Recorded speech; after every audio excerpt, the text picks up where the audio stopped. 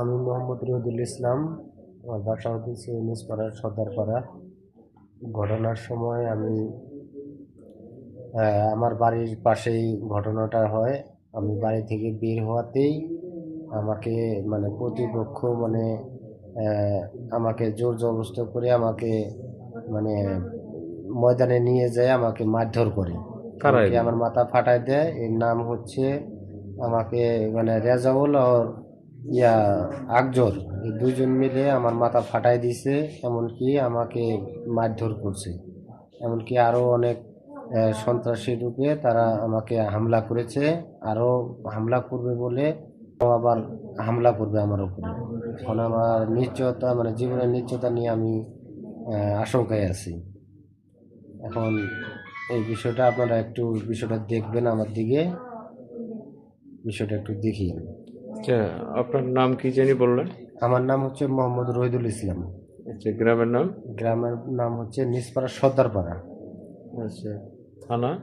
থানা বীরগঞ্জ, জেলা দিনাজপুর। আচ্ছা, এটা কি জমি নিয়ে কোনো গ্যাঞ্জাম হয়েছে? এটা মানে আমার বাড়ির পাশেই, মানে আমার দুই মামার জমি আছে আমার বাড়ির পাশে। কিন্তু জমি আমার সাথে জমি নিয়ে কোনো গন্ডগোল নেই, কিন্তু আমার প্রতিপক্ষ মানে আমার বড় মামার ছেলেরা মানে সন্দেহবশতে আমাকে মারধর করে।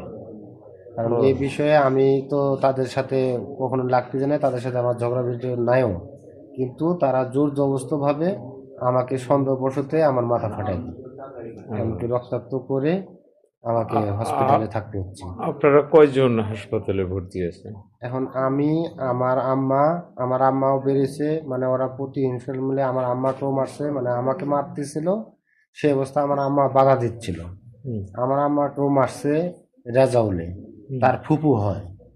আবার মানে আমার মাকে যখন মারতেছিল তখনকা আমার বড় ভাবি আপনার মানে আগায় আসে, এমনকি তাকেও মারধর করে আপনার রেজাউল, এমনকি আকজোর।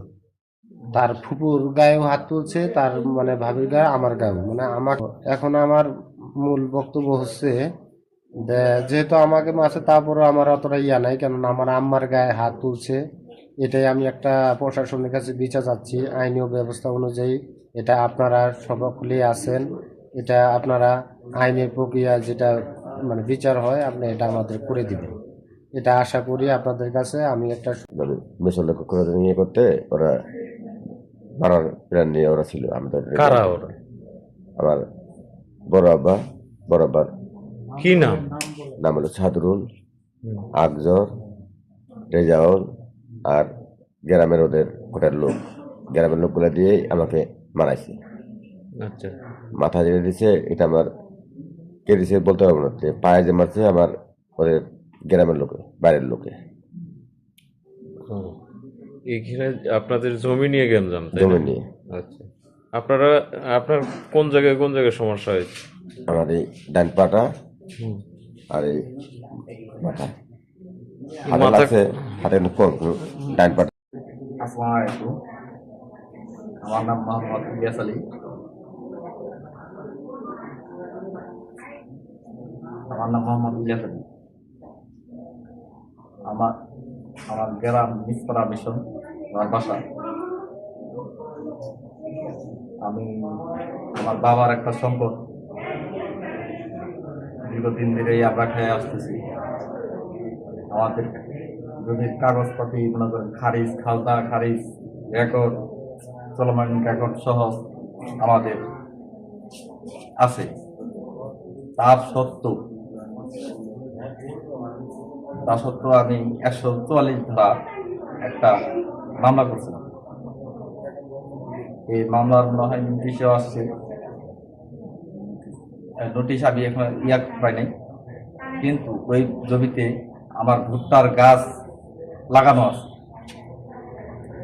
এই ভুট্টার জমিতে আপনার ফসল নষ্ট করে দিয়েছে। কারা নষ্ট করলো?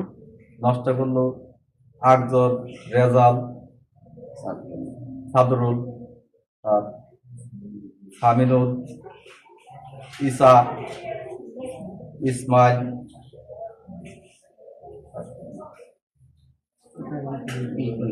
ইয়া নাম কাউসার।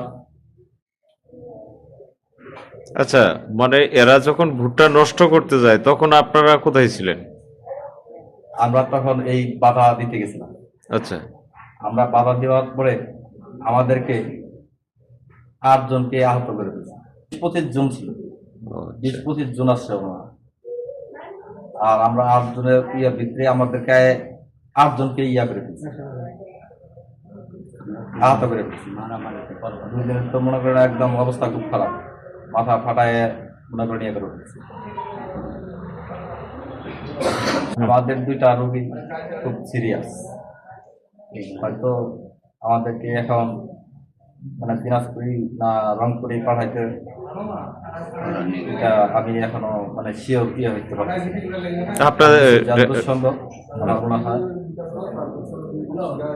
গতকালকে এগুলো রিলিজ, যতটুকু চিন্তা ভাবনা করতেছি রাত্রেই মানে এরকম। আচ্ছা।